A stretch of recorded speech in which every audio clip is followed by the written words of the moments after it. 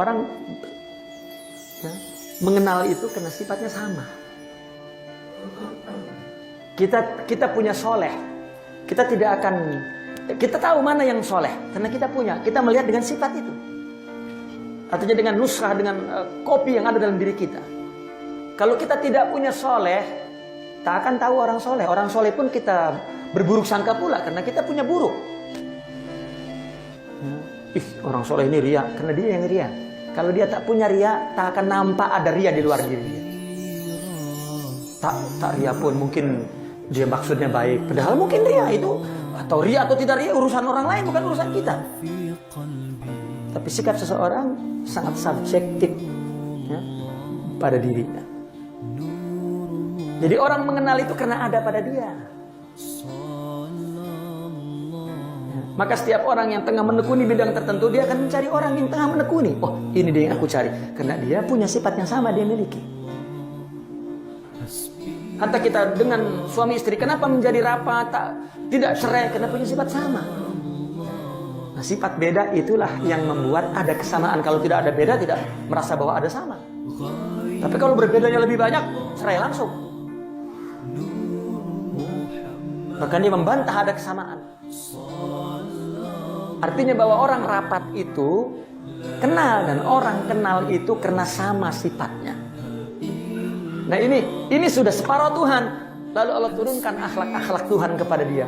Maka dia mengenal Allah melalui dirinya. Begitu dikasih musibah, ya, maka musibah dari Allah, karena itu ciptaan. Maka dia Allah kasih sabar, Allah. Maka dia akan dengan sabarnya dia mengenal. Allah mengujiku, innallaha ma'as-sabirin. Dikasih ridho. Karena Allah punya sifat ridho. Radhiyallahu anhum wa radu anhu, dzalika liman khasyya rabbah. Dan seterusnya. Apabila sifat-sifat sempurna itu yang disebut akhlak atau maqamat ruhaniyah yang istilah dalam tasawuf itu ditajalikan oleh Allah makin banyak, makin sempurna, maka dia melihat fenomena Allah di alam ini. Allah, semua Allah. Bukan di luar, di dalam dirinya. Kalau di sininya tidak ada tauhid, maka tak kenal di luarnya. Dianggapnya itu manusia, bukan ada hubungannya dengan Allah. Dicaci, dimaki, ditumbuk, dihina. Ya. Bahkan dia cakap, jangan bawa-bawa Allah ya. Kamu yang kurang ajar, setan, iblis, kurang ajar, Fir'aun, Namrud. Keluar semua. Padahal semuanya ada pada dia. Namrudnya, Fir'aunnya, iblisnya ada pada dia semua. Ini yang disebut sikap tauhid. Makin banyak dia makin naik. Oh, fi'il Allah. Makin banyak, oh sifat Allah. Bahkan apabila yang sampai ke sifat ini berarti semua sifat Allah, sifat akhlak sudah. Karena dia sama dengan Allah, sama dalam arti Allah tajalikan, bukan sama. Ya. Maka dia mengenalnya Allah. Maka dia hampir. Yang mengenal yang hampir itulah yang sama dengan Allah. Maka disebut insan kamil. Baru dia adalah khalifatullah. Ya, dia adalah zillullah. Dia adalah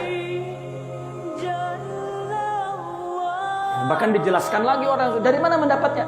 Dari Nabi, karena Nabi lah semuanya Tuhan yang sempurna. Bukan Tuhan. Tadi kan dijelaskan bahwa manusia ini surah, jadi nggak ada yang independen.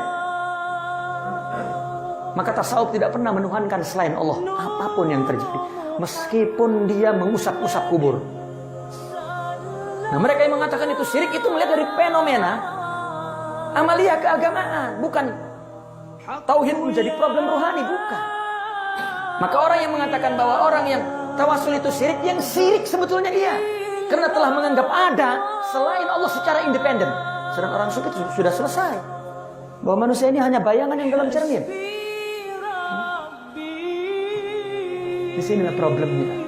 Kenapa manusia jadi lemah? Tauhid ahli sunnah yang sebenarnya yang ada di dada ahli sunnah yang selama ini hanya ada pada simbol sufi itu yang dikubur oleh orang barat agar Islam tidak punya ruhnya.